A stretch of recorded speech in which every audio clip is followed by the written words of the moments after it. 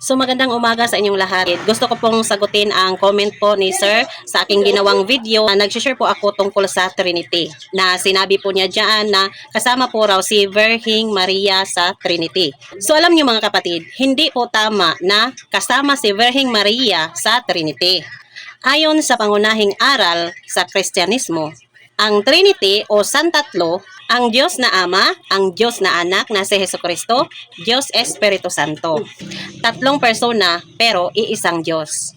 At hindi kasama si Virgin Maria sa Trinity.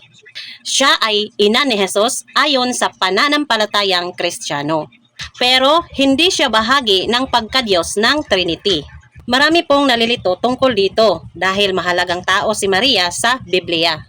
Ngunit ayon sa aral ng Kristyanismo, hindi po kasama si Maria sa Trinity. Ano nga ba ang Trinity? Ang Trinity ay binubuo ng tatlong persona. Ang Diyos na Ama, Diyos na Anak na si Jesucristo at Diyos Espiritu Santo. Hindi sila tatlong Diyos, kundi iisang Diyos na may tatlong persona. At mga kapatid, makikita natin ito sa Biblia. Bautismuhan ninyo sila sa pangalan ng Ama at ng Anak at ng Espiritu Santo. Mapapansin natin na tatlo lang ang binanggit. Ama, Anak at Espiritu Santo. Walang binanggit na Maria bilang bahagi ng Trinity. Si Maria ay pinagpala at iginagalang dahil siya ang naging ina ni Jesus noong ipinanganak si Jesus bilang tao. Mabuti at banal si Maria, ngunit hindi siya Diyos at hindi rin siya kapantay ng Ama, ng Anak at Espiritu Santo. Sa Lucas 1:28, sinabi ng anghel kay Maria na siya ay pinagpala sa kababaihan. Ibig sabihin, espesyal siya sa plano ng Diyos. Ngunit, hindi ibig sabihin nito na bahagi siya ng Trinity. Mga kapatid, mahalagang maunawaan natin ito upang maiwasan ang maling paniniwala. Ang pagsamba ay para lamang sa Diyos.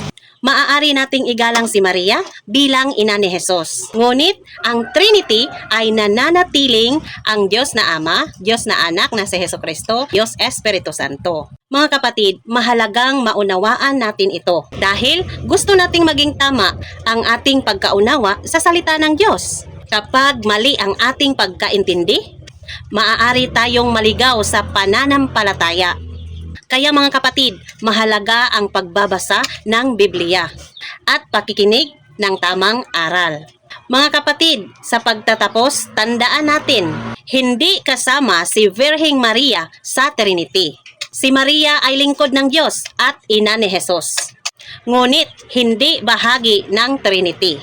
Maraming salamat po at pagpalain tayo ng Diyos. At para sa iyo sir na nag-comment po sa aking sinishare na video, para po ito sa iyo para mas maintindihan mo na si Maria ay hindi bahagi ng Trinity. Sana maunawaan mo at na-bless ka sa aking sinishare. Hindi ako nag-share at sumagot sa iyong comment para makig-away at makigdebate. Gusto ko lang po i-correct ang iyong paniniwala o komento sa aking video. God bless you po.